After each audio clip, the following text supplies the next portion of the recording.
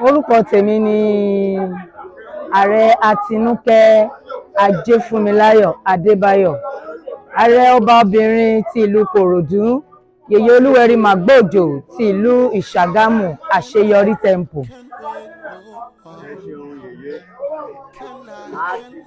Ọdún àná ìjẹ́ lè ṣàlàyé fáwọn tó wà ń dé ayẹyẹ àná bó ṣe rí.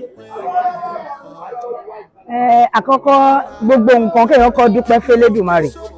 Mo dúpẹ́ f'Elédùmarè, a dẹ̀ ṣèbà f'Elédùmarè. A dẹ̀ tún kí gbogbo àwọn lọ́balọ́ba tí wọ́n wá lánàá. Mo dẹ̀ tún kí bàbá mi Ọọ̀ni Ògúnwùsì Ọ̀jájátù, kábíyèsí bàbá.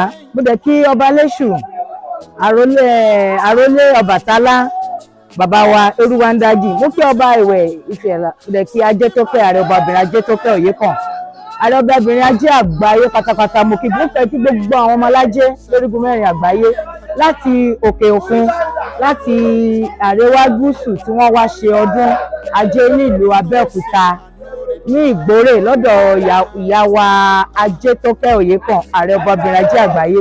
A kú ọdún, a kú ìyèdún. Ajé á fi lé gbogbo wa ṣe bùgbé, ọmọ alájé ni mí o.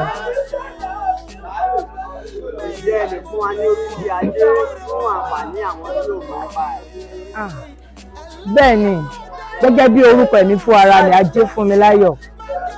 Òrìṣà bí ajé òsí, ajé ìwọ làgbà òrìṣà, ajé ìwọ là ń jíkẹ́, ajé ìwọ là ń jípè, ajé á fi lé wa gbogbo wa ṣe bùgbé. Ajé jẹ́ ká ní ẹ lọ́wọ́, má jà á ní gbèsè lọ́rùn. Ajé á yálé gbogbo wa dúpẹ́ o. Ọ̀gẹ̀dẹ̀ ló ń jẹ ajé, á bẹ̀ wá fówó, á bẹ̀ wá fọ́mọ, àlàáfíà, ẹ̀mí gígùn, àìkú baálẹ̀ ọrọ̀. Àṣẹ olótù.